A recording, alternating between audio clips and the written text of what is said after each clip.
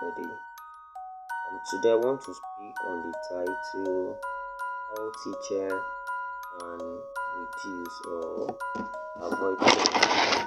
So if you are a teacher listening to me, I would prefer to use the title how teacher. If you are not a teacher and you are listening to me this time, so prefer the title how parents. Okay, so let's say how teacher or parents can do what? Avoid the use of cane or reduce it. This is Africa whereby we believed that spare the rod and spoil the child. So we believe that the use of cane is the best measure to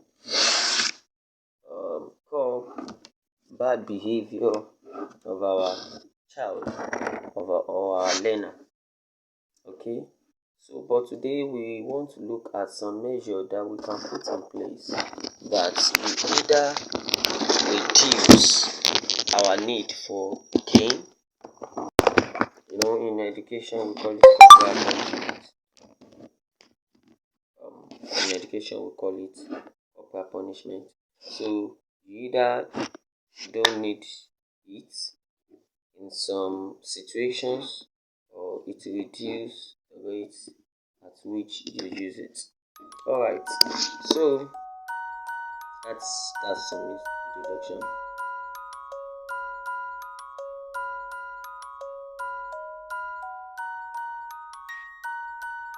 Parents or educationists, they use cane probably to believe that when we use it, it helps us to bring a child back on track. When cane is on ground, a child have no choice than to fear that cane. Like you hear students saying, "Oh, I must do my assignment. If not, my teacher will beat me." You hear things like that. I must keep my book properly. If not so, my mommy will beat hell out of me. So all this, we now believe that the best and the only measure to correct a child is the use of cane. However, do you know that is not the only measure? In fact, in some cases, it is not the best measure. So, after this video, you are going to drop your comments. What's your own view concerning it? So, I want everybody's comments. So, this video will be shared on my YouTube channel. So, you can drop your comment there, and to be shared on Facebook as well. I want to hear our view. Okay, so I actually made the write-up as well. So this disciplinary measure was put in place to facilitate learning, build character, reduce or even eliminate indiscipline and unwanted behavioral pattern. When children remember that they will be flogged, they compulsively make it a point of duty to take instructions. And once that fear of cane is there, they take instruction. Complete their assignment, keep quiet in classes, attend assembly, work and obey all the school rules and regulations. So while some of these corporal punishments are good, while some of them we believe they are good, while some of them are appropriate, so some in most cases they serve as abuse. I was in a class one day. They are in a class for YX students. So I was teaching them, and I saw this girl, because my own method of teaching is once that topic requires calculation or a topic that we need to practice. So in the course of teaching, I will call someone to solve question. So I taught them this topic in chemistry, and I called this lady out. You come and solve this, you solve this, you solve this. There is a particular one among them, because she doesn't really know what to do. She was shaking, shivering on the board.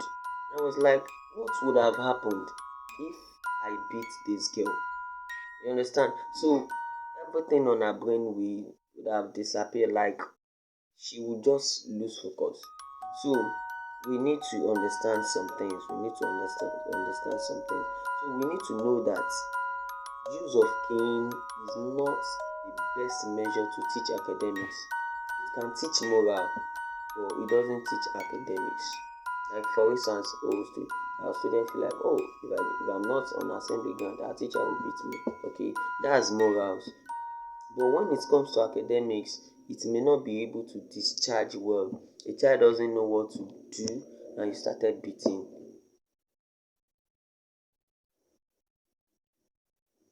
A child doesn't, probably his or her IQ is a kind of low, and you don't know how you can attend to that low IQ, you started beating. You hear things like, ìgbà tí bá fẹ́ lu ẹ̀ pàṣà, wàá mọṣẹ́ yẹn. No, it doesn't work that way. So, there are other ways. Number one, so what are the measures we can use to avoid the use of cane? Number one, praise and blame. You know, learners, most especially the young ones, they really appreciate praise. I remember a day I was teaching and I expected my learners to open their mouth to say some things so that it will stick to their brain. But some of them kept quiet. I was like, you can see Shegun. Shegun is opening his mouth. He's saying it louder. Everybody say, communication is a way.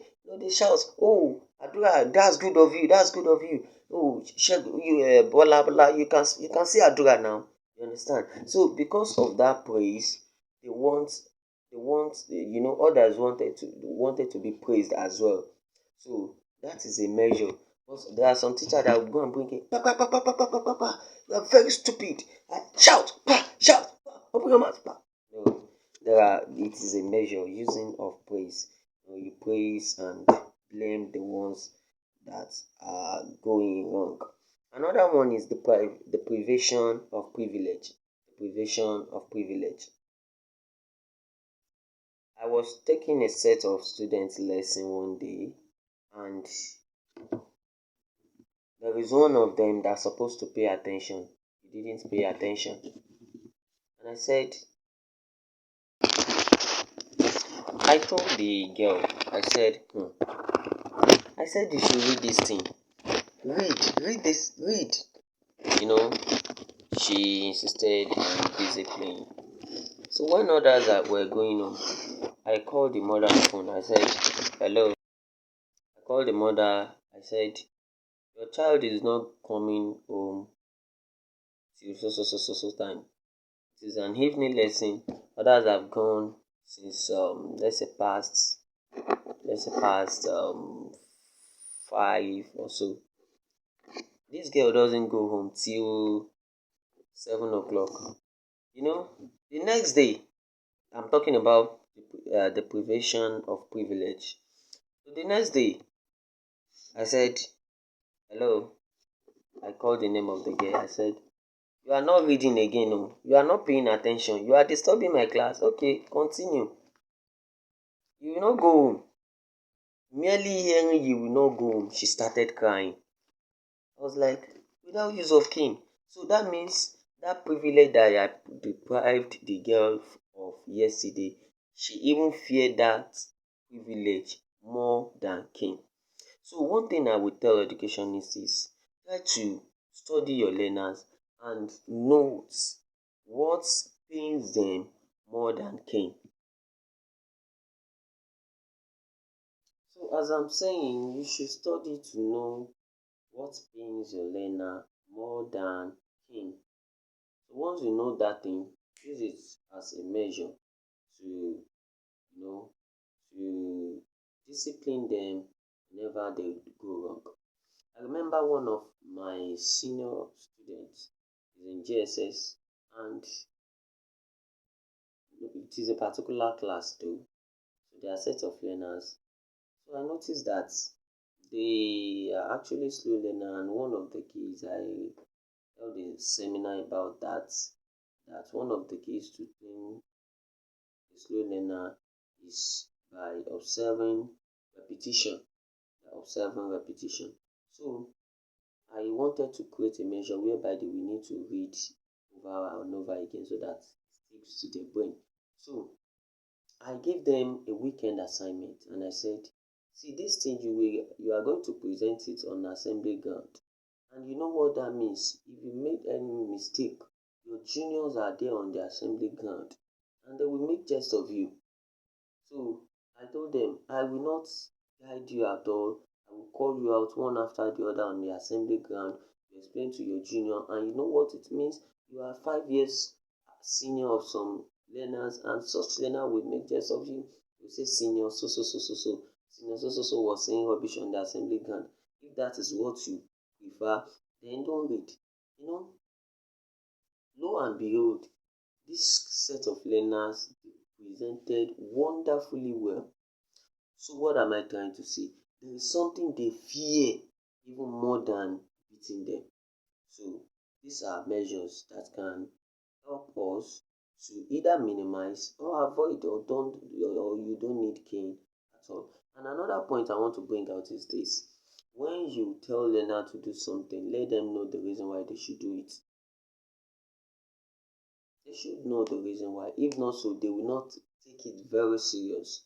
And some of them will look as if they took it serious because you are beating them. So they only fear the cane, not the essence of what they are doing. Okay, take for instance, there was a time I told my learner that if they are in secondary class, their books should be matched together. You know, some of them refuse and all that.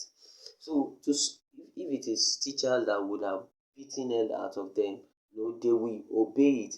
Meanwhile, they don't know the reason why they need to obey it.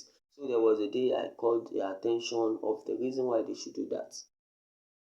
There was a time some of my learners, they come to school with all this funny hairstyle and all that. I sat them down, counseled them, and made them know the repercussion and the repercussion it can have on the school. So, their understanding opened. So this is another measure. Let learners know the essence, the repercussion of the wrong thing they are doing.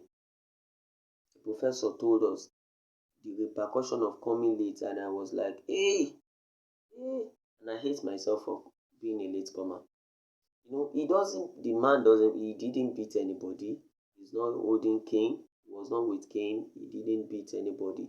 But the way he brought out points, the great repercussions of it, you understand? So that day, I feared going late to anywhere, going late. I fear late coming.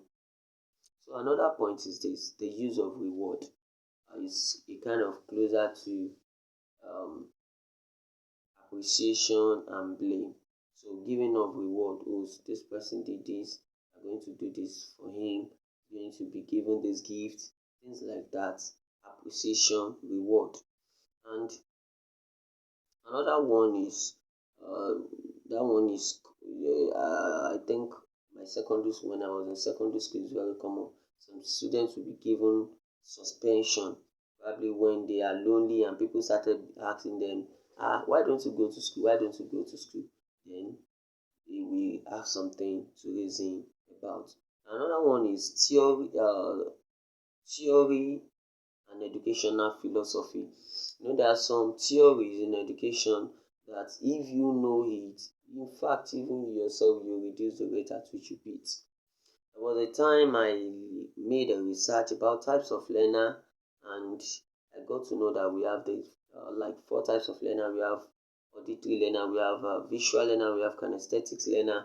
The audio learner, they learn by what they hear. Visual learner learn by what they see. And kinesthetic learner learn by the virtue of what they do. So, that theory that I knew, that understanding of mine, if I'm teaching a learner and I notice that he's not getting it by the virtue of my audio instruction, and I may think of, okay, how can I make it visual? And still they are not getting it by the virtue of my visual instruction. I will think that, oh, this person should be a kinesthetic learner. But if I have not learned that theory, I will believe that, oh, you don't know it. Are you getting it? So very important. We need to understand some theory and educational philosophy concerning this particular approach. And another thing that we advise teacher is establish clear expectation, like set down rules and regulation in the classroom. On the first day of resumption, I usually do that. Like when I started taking the YX students, then being very young, a lot of them are far older than me. When I entered the class, so I introduced myself and I asked everybody to introduce themselves. So I quickly lay down some rules and regulation. I made them know that I've been teaching for a while, for a while, and one of those things I dislike in students is when student doesn't do my assignments, and when students show like a difficult attitude. I listed them out, and these are those things that they do. So I listed all those things for my expectations in the class, and I give assignments. I expect you to do it. I want you to participate in my class. I don't like students.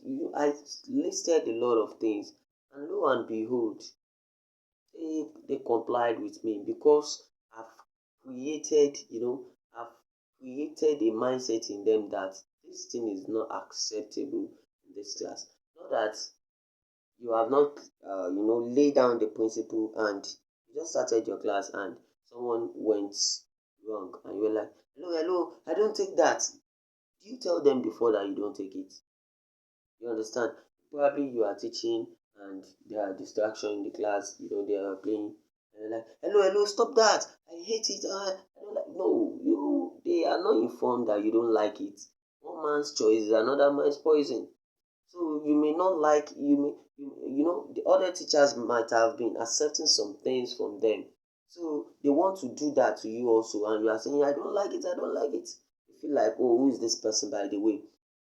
Alright, so that's another one. And another point that I think maybe I should just round up with that, you collaborate with parents and guidance. Collaborate with parents and guidance. There are some things you need to carry their parents along. Carry their parents along. So you are a teacher, so you have done your part. You cannot kill someone's child, so carry the parents along. Probably there is a way also they can also come in. You are a teacher and you have a proprietor, carry your proprietor along. You are a parent, concerning academic matter, a child doesn't know something, you have beat hell out of him, beat. Try to carry the teacher along. Hello, madam. I noticed Shegun doesn't know this. I have been beaten and still. So you are a parent. Carry the teacher along. So maybe there is a way it can be of help. Thank you very much. I want to have your comment as well. What's your own view? Should we still continue using cane? Beat a lot of them. If a learner doesn't know something, beat. In Yoruba land, to perfect lupa. Things like that. So should we continue lu? Are you getting it? Shake our lu, or should we continue beating, cane them, flog them, give them corporal punishment, and do all that so that when we beat hell out of them, they will know what we are teaching? Or we should follow all these my clues? Can we avoid the use of cane at all? Can a teacher do without cane in a whole session? Won't that child spoil? What's your own view? But the truth is, in Africa, can we actually do without cane? But we can minimize it to the minimal this thing. I told the set of there was a time I told my learner that I can do without using cane in a session if you cooperate with me. That's what I usually do at the start of a term or a session. And it is true, there was a time, a whole session I don't use cane at all because I try to put some of these things I've shared with you in place. So also, one of the reasons why we beat in class, probably a child is distracting the attention of the class. But do you know you can distract the attention of the learner that wants to distract the attention of the class? Okay.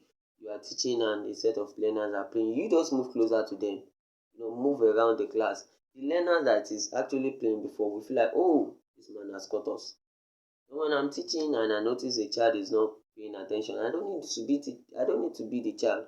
I just call the Fatai, stand up. What's my last statement? He cannot produce the answer. He is ashamed already. Or things like, okay, are we still together? Shagun, what are the types of software we have? He cannot produce the answer. Even that one is a shame on his own. So he will notice and acknowledge that, oh, this man is always attentive and is always on us, is watching us. If we don't pay attention, he knows. So in fact, when your learners respect you, you command respect. When you do the right thing, your learner respect you automatically. They don't fear you, they respect you. Some teacher, the only thing that they receive from learners is fear. Learners only fear them. They fear them like Shongolukoso, God of Thunder. They fear them as if they are gods. But when you put these things in place, learners will respect you. They will listen to you in the regard of respect, not in the regard of fear. So I want to hear your comments. Subscribe to our YouTube channel, like the video, share with others, and I want to receive your comments. What's your own view concerning it? What's your addition? What's the subtraction? What's your multiplication? What do you want to add? Thank you very much. See you next time.